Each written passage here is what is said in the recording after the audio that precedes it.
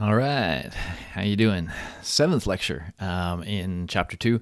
I told you this was going to be the last lecture. I lied.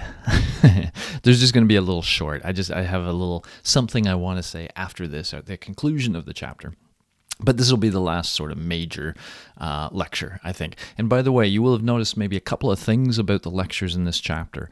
One, I'm sticking pretty close to the chapter. I am teaching you more of what the chapter teaches you, and that's just because this is a tough chapter, getting through the scientific method and stuff. I think I kind of need to echo that a little bit. You'll also notice that some of my lectures have been a little longer than I usually plan. Again, I'm shooting usually to do them in, I think of them as pairs that are just over 20 minutes long. But some of these have gone 30 or 35 or 40. And that's just because the topic, and this could be sort of one of them too, the topic just requires a little bit of time for me to lay things out. So at any rate, this is how things will go throughout these lectures. Sometimes I'll stick closer to the textbook. Sometimes I'll go somewhere else with it. I'll try my best to help you guys understand things in good ways. Okay. Anyway, let's jump into this. Now, hypothesis testing. This is something that a lot of students find sort of difficult, but it's actually kind of cool. I'm going to try to convince you of that. And it's the way scientists ultimately end up interpreting their data.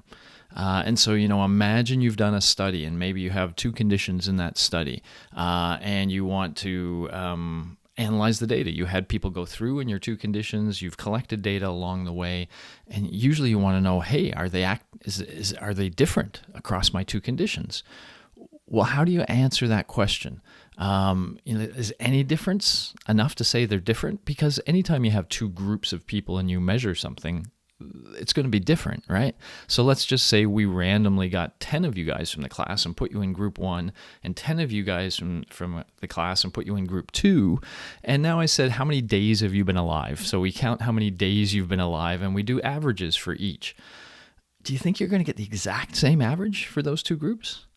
It'll kind of depend which 10 we put in each group, right? Which is something we sometimes call sampling bias, that just the way we sampled, even if we randomly did it the way we're supposed to, you're going to have different individuals in that group. And if you happen to have one particularly old or particularly young individual in one of the groups, well, that's going to change the group mean. And so the group means will never be exactly the same. And so the question really will become, well, how different do they have to be before we get excited and think that whatever we manipulated is having some effect? Okay, that's what we're going to talk about as we go through. And let me try to make that fun and clear. So first of all, this is sort of a bad grainy picture. Sorry about that. But it really is, I don't know, since I taught history of psychology, I guess I always feel like you need a little bit of history to any topic that you talk about. And this one's kind of interesting because, again, if we look at the dates here, 1924 and 1936, this is a group of people, philosophers, some psychologists, all sorts of scientists that got together and basically said, hey, listen, right now a bunch of us are doing our own experiments, and then we come to the public and we try to argue that we found something really interesting and worthy of mentioning, but we're all kind of doing that in different ways. We're all sort of trying to say, hey, look, my experiment's got a cool result, but we all do that in really varied ways. Shouldn't we have a standard practice, an approach that we all use and that we all agree on is a valid way to interpret data and to present it? And so this was the Vienna Circle, and what came out of that is now what's called logical positivism, and that is how we do statistics today. How we do data analysis is directly flows from this logical positivism. So even that, is only 100 years old, this sort of approach to things, which I guess sounds like a long time, but in the grand scheme of things, in the grand scheme of science, it's a relatively new formality in how things are done. These formalities are important because if some other scientist is doing something in the same way, using the same sort of processes and methods as I am, I can now read that paper and understand it well, right? Because I do that same sort of thing, so I know what they're talking about. But if everyone's doing their own thing, then for every paper you have to think, how is this person supporting their argument, and do I believe it or do I not believe it? And so by having a standard set of sort of rules of the game, we're really enhancing scientific communication among scientists, and that's going to get us to the truth sooner. Okay, so let's jump into this. A lot of this, the claim is it started with Fisher, and at the very least, the story, if real, is a good story for getting students to start to think about things, because we're going to get into probabilities, and probabilities feel like math. And for some students, when math starts to show up, they start to run away. So what I'm going to try to do is not bring in too much math. We have to have some. But I want you not to think about what I'm talking about mathematically, but just think about it in a real world sense. So let's see if we can kind of make that work. All right, so let's do it in the context of this story. So apparently in Fisher's day, early 1900s, there was this woman who claimed she was a tea connoisseur. She had really fine taste buds. In fact, she was so sensitive, she claimed, to the taste that she could tell the difference between whether the milk was added to the tea before or after the tea was poured. So did they pour tea and then milk, or milk and then tea? She claimed she could tell the difference from the taste. Okay, people make claims all the time, right? Should we believe her? How could she make us believe her? What sort of evidence could she present? And so what we really have here is a hypothesis, right? Hypothesis is that she can predict with very high, or she can guess with very high accuracy, how the milk and tea were put together. So can we do an experiment? Sure, we can do an experiment. Let's give her a cup of tea. And now let's bring some probability into this, but again, let's try to keep it kinder, gentler. 1 cup of tea, right? And we know whether the milk was added or not first, but she doesn't. We make sure she doesn't, and we let her taste the tea. So there's 2 possibilities going on here, right? One is she is as good as she says, and she can tell the difference, in which case we'd expect her to be right almost 100% of the time, right? The other possibility, and the one we're going to be sort of talking about quite a bit, is what we're going to call the null hypothesis. The null hypothesis suggests that whatever the hypothesis is, it's not true. Okay? And so in this case, the hypothesis is that she can tell the difference between milk added first, milk added second. So the null is, no, she can't. Nope, it's not true. And so if she can't, really, we can say, well, by the null hypothesis, the probability of her getting it right is 50%, right? With 1 cup of tea, she's going to taste it. She's going to say milk was added before or after. If she's just guessing, she'll still get it right half the time. Okay. It gets more interesting if we say, okay, do it again. What if we give you 2 cups of tea? Well, now, if she's just guessing, the probability of getting it right is 25%. So let's just think of that, just to, again, get your heads warmed up about probabilities. This one either had milk in it first or second, and this had milk first or second. And she's going to say first or second or first or second. So this one she can get it half right. But here there's 4 possibilities. This could have been milk first, milk first, milk first, milk second, milk second, milk first, milk second, milk second, right? There's 4 different possibilities that could happen across those 2 cups of what we did. And now she's going to guess one, right? Because she's got to pick first or second here, first or second there. So that combination will be one of those 4. And so maybe by chance she'll get it right 1 out of 4 times.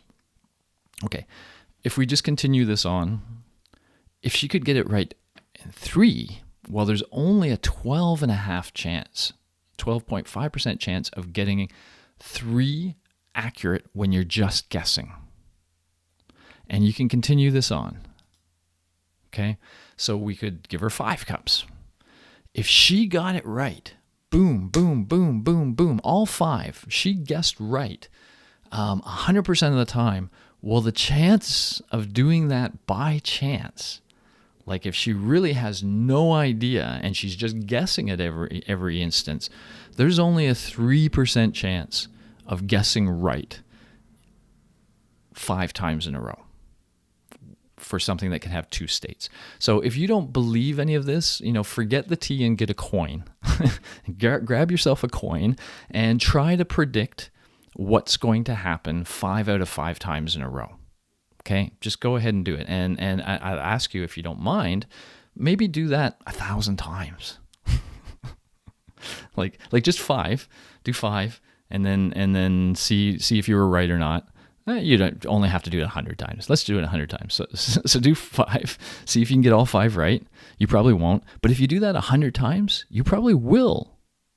3 of those 100 times, you'll guess all 5 right. There's a chance of you doing that. And that's the chance. 3 out of 100. Okay. And so, how do we bring this back into that question of, well, do we believe her? Well, if she can do this, we believe her. Okay. And what we're going to bring in here is this sort of arbitrary, we have to set a line somewhere, right? We have to set a line that says, okay, like, are we impressed that she gets it right here? No. She's got a 50-50 chance. What about here? Kind of impressive. You only got a 1 in 4 chance of getting it right 2 in a row. But it's not that impressive, really. You can guess right 2 in a row. Well, but 3 in a row, and then you start to say, okay, looks like she's got a little bit of voodoo kind of maybe going on. I don't know, man. 4 in a row starts to look a little impressive. 5 in a row, we're getting really impressive, right? And so at somewhere along the way, this group, the Vienna Circle, drew a line here, specifically at 5%. They said, if we see a difference, or we see an effect of some sort, in this case, her ability to guess, that has a probability of happening by chance less than 5%. So if it has less than a 5% probability that was just chance, then we're going to say, okay, I don't think it was chance. I think this hypothesis is valid. We're going to reject the null. We're going to reject the one that says she can't tell. And we're going to say, maybe she can. Okay. Now that 5% is an arbitrary sort of value. There just had to be a choice at some point how strong the evidence has to be before we're willing to be impressed by it.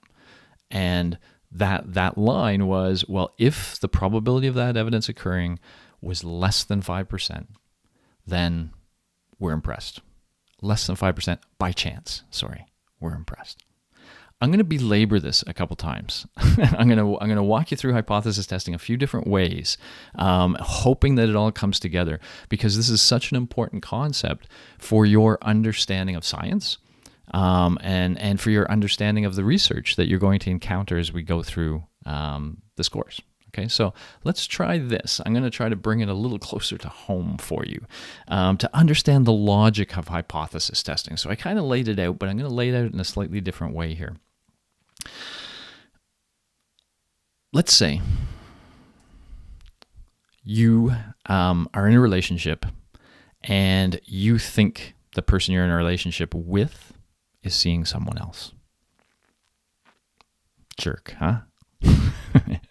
So we're going to call that our hypothesis. Now, I'm going to give you a little bit of this terminology as we go. When we write that, we might put, like you see there, H1 versus H0. H0 is the null. Okay, so H1 is sort of the thing we kind of believe might be true going in, but we're always going to start by accepting the null. And that's the point I want to kind of highlight. I want to show you the power of that in just a second. But so just to give you a little bit more terminology, you now know this is the null, H0. You know this is H1. We sometimes call this the alternate hypothesis. So there's the null and the alternate, just if you want the terms that people use. Now, here's the logic that's really important. And I'm going to contrast it with the stupid way we usually argue. I'm going to teach you how to win an argument like this. Okay, so the typical thing we do is we would come up to that person, would say, I think you're seeing somebody. And they'd say, no, I'm not. And they'd say, well, yes, I think you are. No, you're not. And it's just blah, blah, blah, blah, blah, blah, blah, blah, of different points of view. And everybody trying, one person trying to say you are, and the other person's trying to say I'm not. Okay, here's a better way. You can say, oh, you know what? I really don't want to think that you're seeing somebody else. And, so that's where I'm starting, okay? I'm going to start by giving you the benefit of the doubt that you're not seeing somebody else, okay? Because that's what I want to believe. And so then we just have to think about the following things. I'm trying to understand why you're out at times when you never were before. I mean, maybe there's a reason for that. Maybe something's going on, but I'd like to kind of know that. And, oh, by the way, your cell phone is always turned off during those times. So I'm trying to understand that, if you're not seeing somebody else, then what's the likelihood of these things happen? Oh, and suddenly you're spending a whole lot more time focused on your appearance. You're preening a little bit more. You're trying to look good. You're trying to maybe smell good. Who knows? And you seem less interested in spending time with me than you used to. You used to be more interested in that. And, I ask you about things every now and then, and your story keeps changing on stuff. And so, okay, so you're not seeing somebody else. But then what's the probability of all of these things happening? If you're not seeing somebody else, the probability of all of this evidence seems really unlikely, seems really low, seems less than 5%. If we're going to be all scientific about it.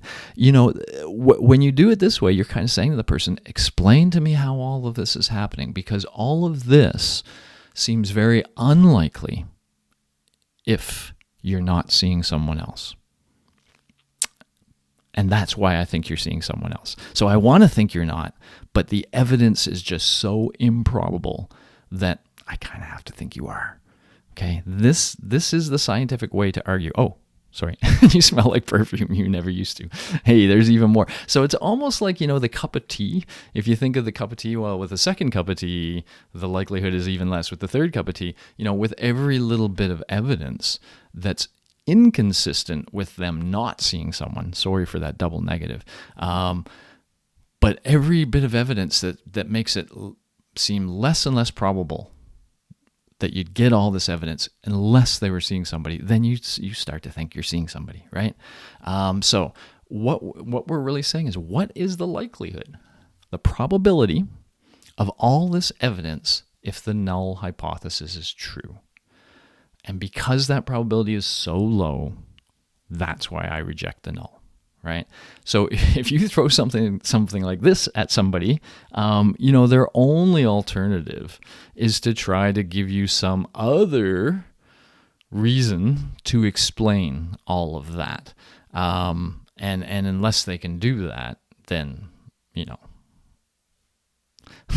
you don't even have to say anything except the evidence is, and off you go. Okay, so that's another kind of take at hypothesis testing. Let me give you one more fun one, okay, to kind of think this through. So I like to do this. So let's say this happened. Oh, I should have changed the date. Dang it. This is from my fall class. Whatever. So instead, let's say this was like yesterday, okay? Shoot. Okay, so let's say it was yesterday. So Professor Steve Jordan was found dead yesterday, whatever day you're watching this, it was yesterday. He was murdered sometime the night before, apparently stabbed repeatedly with a blue pen before being struck on the side of the head by a hard object assumed to be a laptop computer. A suspect was seen leaving this home. The suspect was medium height, approximately 120 to 150 pounds, and was wearing a black hat and gray sweatpants. Police suspect students who were in one of his classes in the past and perhaps are taking a class with him right now. Okay, so again, theoretically this happened to me yesterday, so I want you to be thinking a little bit about the night before yesterday, whatever that was, because I want to ask you questions, right? So maybe the police come and talk to you and they're like, hello, how you doing? A few questions for you. Are you a student of Professor Jordan's? You might be like, yeah, I am. Do you have a black hat? Do you? If we went through your closets, if the police raided your home, might they find a black hat? Do you have gray sweatpants? Do you weigh between 120 and 150 pounds? Oh, crud. Got a phone call thing. I'm just hanging up on that, whoever that is. I'm hanging up. Okay. Cool. Do you own a blue pen? A laptop? Do you have an alibi? So forget about the Wednesday evening for all of Wednesday evening, but whatever it would be the night before yesterday. Wow, that's horrible. Do you have an alibi? Anybody? Were you with anybody who can tell you who you're with? When I do this, I like to do this in my 500-seat lecture hall when I can. And then so what do we have here? 1, 2, 3, 4, 5, 6, 7 different potential bits of evidence, right? And I ask the students, I say, how many of you guys have at least one of these? And there's a whole bunch of hands go up. Well, everyone's got the first one, right? How many of you have at least 2? Still a lot of hands. 3, the hands start to go down. 4, the hands start to go down. I don't know where you are. 5, there's still some hands though. 6, yup, often a hand. And often, the answer to this would be no, somebody who doesn't have an alibi. So no, I was alone.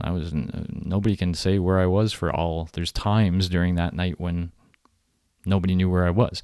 So we always end up with 1 or 2 in the class that have almost all of these, that fit almost all of these. And the feeling you get is like with every new one, it's like you start to feel like, oh my goodness, they think I did it. Right? Because these are all the little bits of evidence that are building up. So when we talk about evidence in a case building up, what are we talking about? Well, we're talking about the probability of somebody having all this by chance, which is exactly what happened, right? Because I just created this. So anybody who has these characteristics has them by chance. But the probability, as evidence weighs against somebody in a court of law, as the evidence gets more and more and more, we start to, the null is they didn't do it. Right? We're trying them because we think they did, but we start with the null, same way. We say, no, we're going to assume you're innocent. But as the evidence builds up, the probability of all that evidence, if you're innocent, starts to feel less and less and less and less and less. And when it gets small enough, in a courtroom, they'll say beyond a reasonable doubt for some things, but when it gets small enough, then we say, you know what, can't think you're innocent anymore. It looks like you're the one that killed Prof. Jordan's. So ashamed of you.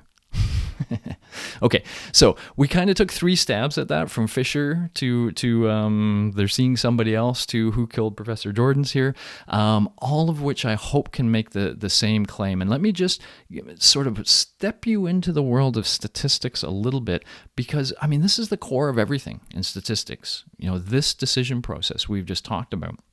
But when you go into a statistics class, what you're going to learn is a bunch of different stats.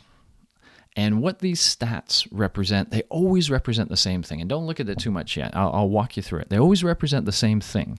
But how to measure these things, the top and the bottom that I'll tell you about, is different depending on how you ran the experiment. So different kinds of experiments, you have to compute these 2 things, the numerator and the denominator, in different ways. And so the equations change. A t-test or an f-test or, R's, there's all these different statistics that have slightly different formulas that all essentially do the same thing.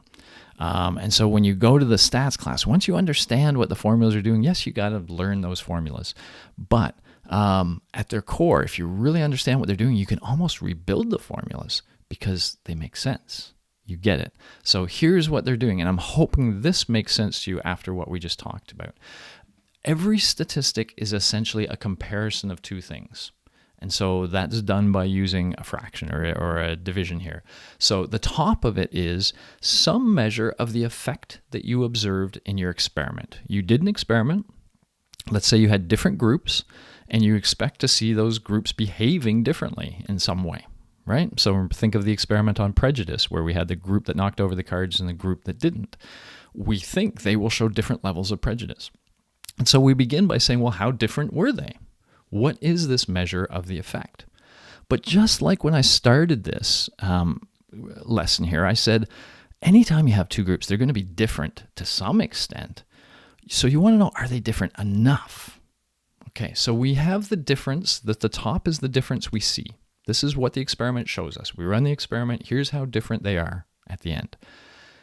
And then what we need here is some way of calculating how different we would expect them to be by chance alone. Okay? If really those groups are just like we randomly sampled 10 people for this, randomly sampled 10 for that, whatever we did to them had no effect at all. And so how different would we expect them to be if that variable was having no effect? And there's a mathematical way of calculating that. So this is usually very simple math. This is simple math just taken right from your experimental data to calculate your effect size that you've observed. And then this is some measure of the effect you expect by chance. If what you observe is very similar to what you expect by chance, this is going to be 1, right? These will both be measures of chance variation. If your manipulation is doing nothing, then they're both measuring the same thing, because the manipulation is doing nothing. It's just chance. But if the manipulation is actually having an effect, then this is going to be bigger than this, right? The effect we observe is going to be much bigger than what we would have expected by chance alone. And so really we're directly comparing what we saw with what we would expect by chance. And as this gets bigger, now we start to say, just like the teacups, just like everything else, well, how big does it have to be before we get excited that our experiment worked, our manipulation did something? Well, welcome to the null distribution. You don't have to worry about this too much. And let me, by the way, take this as a moment to say I'm not going to ask you to do math on exams. I won't. I won't. I'm just going to stop there. Okay. And so I'm not going to do math here either, but I am going to show you a little bit about the logic of what's going on. So what we end up with is often with that null, what I told you that if the top was equal to the bottom, then the difference would be 1. We sometimes standardize that to make that expected difference 0. Don't worry too much about that, but let's just say, how different are we from the chance variability? Are we not different at all, or are we quite a bit different from the chance variability? And by the way, notice this goes positive and negative. We don't really worry too much about the positive or negative here, because often that's just the order. Like if you subtract group 1 means from group 2, or group 2 from group 1, depending on which way you do the subtraction for your effect size, you're going to get a positive or a negative value. So don't worry too much about that. Okay. So, but what you do want to worry about is how big does that difference have to be before you get excited? And that's where we do the same thing. So it's a little different than T, but we know some distribution of chance. So if the null is true, again, we expect those groups to be a little different from each other, but we expect their average difference to be 0. And so we can get some sense of, and that's mostly what we would get, by the way. But there was every now and then, if we kept sampling groups again, we would get averages that are larger than 0. Wow, I said that wrong. I'm going to step back. Let me step back. I didn't introduce this distribution to you right. I guess I could actually edit myself out and do it. I'm not going to. I'm going to let you see warts and all. I want to explain what this is properly.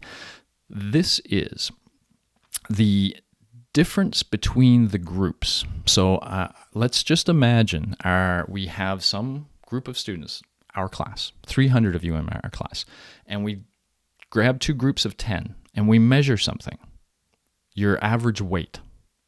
Okay, average weight of group 1, average weight of group 2. Because we're randomly selecting you, we don't expect any systematic difference. So we expect the difference between your 2 average weights to be about 0 on average. And in fact, usually it is. So this is the probability. How often do we think we'd see a 0? Well, we think we'd see it quite a bit, somewhere around a 0. Not exactly a 0. Again, the probability of it being exactly a 0 is pretty small, but it would be around 0. Now, every now and then, we might get a really strong one. And again, it depends who ends up in those groups. So if we end up with a bunch of heavy people in one of the groups, less so in the other, then we might see, a bigger difference. We might see something over here, but that's not going to happen very much. So we can create a probability distribution that says we expect usually, if it's only chance that's acting, we expect the averages to be somewhere around here, the average difference between your group, somewhere around 0, plus or minus something. This is where we expect you to be. So when you actually now do an experiment and you compare the averages, if they're much bigger than you'd expect by chance, that's when you get excited. Okay, so this is the 6 teacups or whatever. And this is like, okay, I know what we'd expect if it was just chance, and we're getting something way over here. So there's actually lines. If you notice, this isn't quite 2, it's actually 1.96. 1.96 by a t-distribution is this line where we know that 5% of the chance variability lies there. So this is that same 5% risk we're taking of being wrong, right? But we're saying if the chance of a difference that big is less than 5% by chance, then I'm going to reject the null. Wow. I hope that was kind of useful. Read through the textbook. If you still don't get it, let's do some office hours on this and make sure this is kind of clear, okay? If so, have we proven anything here? No. Okay, scientists are not big on saying they've proven anything or shown anything to be true. What does happen when you have the null here is you reject the null hypothesis, and that tells you, okay, I think these means are different because of what I did. There's a chance you're wrong about that, by the way, 5%, right? Maybe it was just chance that you got something that big, but there's the chance you're wrong. But it's also your explanation for what you've seen might not be the only explanation. There could be others. So you haven't shown that your explanation is right. What you have shown is that the data is consistent with a prediction of your theory. And that supports your theory. It suggests your theory might be doing okay. It doesn't prove anything. Scientists never prove anything. We just find things that are not true, and we continue to find evidence consistent with certain theories. And those are the theories that we say are the dominant theories in the field. But we still know they can be overturned at any point in time. Okay, where are we? Done. Cool. Okay, so the stats part's always a little tricky, and it all rests on that hypothesis testing logic, that sense of, okay, I'm going to start by, I want my manipulation to have had an effect. That's why I did the experiment. I think there's something interesting going to happen here, but I'm going to begin by assuming it won't, the null hypothesis, and then I'm going to look at the evidence, and I'm going to see how likely the evidence is if the null is true, if there's nothing going on. And if it turns out the evidence is very unlikely, less than 5% likely, if the null is true, then I can reject the null and say, yes, something interesting is going on. That's the core of hypothesis testing. Replay that if you have to and say, until you're like, yep, okay, right, that all makes sense to me. When that all makes sense to you, you got it. And then a lot of statistics and a lot of other things will kind of fall into place once you have that hypothesis testing sense. Okay, cool. I'm going to leave now, and I'll come back for just a short little chat, and then then we'll be getting into chapter 3. So let's finish up this chapter 2 and go from there. All right, talk to you later. Bye bye.